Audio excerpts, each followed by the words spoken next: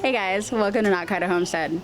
So it's been raining for a few days here and we came out to a whole lot of mess in the garden again.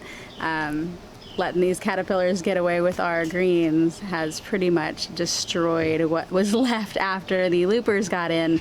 Not really sure what kind of caterpillars these are. They're yellow and brown. They've got some stripes on them. I'm not really sure, but 100%. But they're here. Anyway, I'm going to show you guys how I'm going to manage it. So you can see here, this is our broccoli. And it's pretty trashed. I don't mind the broccoli so much. It was about to come out anyway. But yeah, this is just from a couple of days. I just sprayed it with neem a few days ago. But with these couple days of rain, we haven't been able to get out here. And in the back, that's our Brussels sprouts. And so I'm a little more concerned about the Brussels sprouts. So we will see. I'm going to see about spraying them down with some BT and seeing if I can rescue them at all. Let me see if I can get in here and show you the critters that are decimating our plants. Yeah. I've been able to keep on top of the loopers, but not whatever these are. And if anybody has any idea what these are, please let me know in the comment box below. But they are getting fat and happy on my cole crops, and I am really not happy with them. But you can see how many of them there are. And they're just everywhere.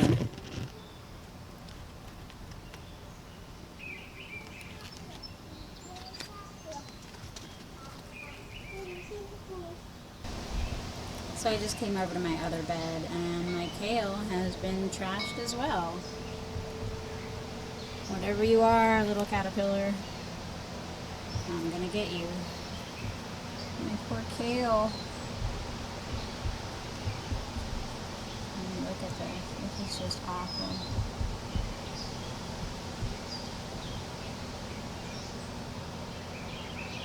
Alright. We're going to war. So typically my pest management is neem oil. It's been really successful for me, but occasionally things get a little out of control.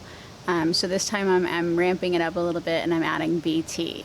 So BT is Bacillus Thuringiensis. I think I'm saying that properly. I'm not really sure. I use this particular brand. This is Thuricide. This works really, really well for me. Basically what it does is, again, it interrupts the feeding system of the larva, and they typically die within a couple of days of ingesting it. Now they do have to eat the actual food that has the pesticide on it, so it doesn't, again, just like with the neem oil, it doesn't hurt your pollinators, right? So with this particular brand, it says to use 2 teaspoons per 4 gallons. This is a 2-quart sprayer. You can use pressurized hose sprayers. I like to use this. I have a little bit more control over what I'm putting in it, and I know exactly what's being applied. So this is 2 quarts, so I've got 1 teaspoon of the BT in here. I've got a little bit of, and then I just fill it up with water. I did actually put a little bit of neem oil in here as well, just because I'm applying it usually. So you want to apply this probably once a week until your problem is remedied.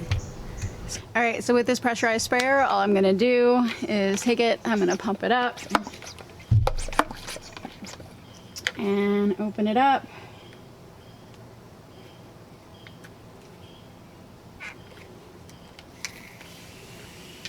And you wanna make sure it's on a fine mist spray.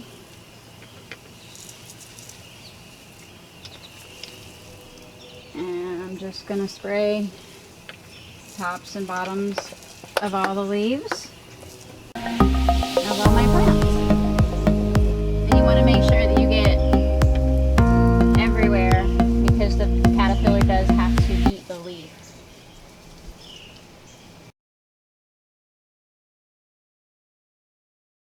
Now with the kale, I'm going to do something a little bit differently. I'm actually going to cut it back.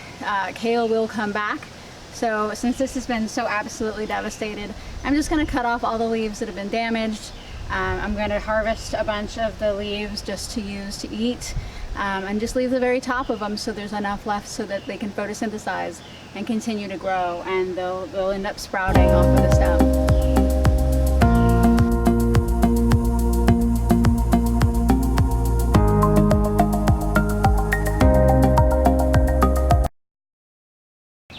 And now that they're all cut back, I'm just going to spray these down just like I did the broccoli and the Brussels sprouts. So there you go. We hope that the kale comes back, and I hope that the BT does its job. We'll notice in a couple of days, and I'll go ahead and I'll reapply this again pretty much every week moving forward with the cole crops in particular. I also noticed out front we've got a little bit of a wedworm, a tintworm on our one of our apple trees. So I'll go ahead and spray that because the BT is supposed to work for that as well. And I'll give you guys a little peek about that in a little bit. Anyway, none of this means that you're a bad gardener if this happens to you. It's nature. We try to control nature best as we can, but essentially, like, there's a reason that Mother Nature is called Mother Nature. So we do our whatever we can to help continue, but at the end of the day it really comes down to just the balance, and we do what we can, and not everybody agrees with pest management this way. Some people will plant stuff that's sacrificial. I don't have enough space to plant plants that are sacrificial to me. So anyway, thanks for joining us again this week. Hopefully you like our content, and if you have any suggestions, make sure you leave them in the comment box below. See you next week. Have a great day. So welcome to our plant bed, but this is caterpillar.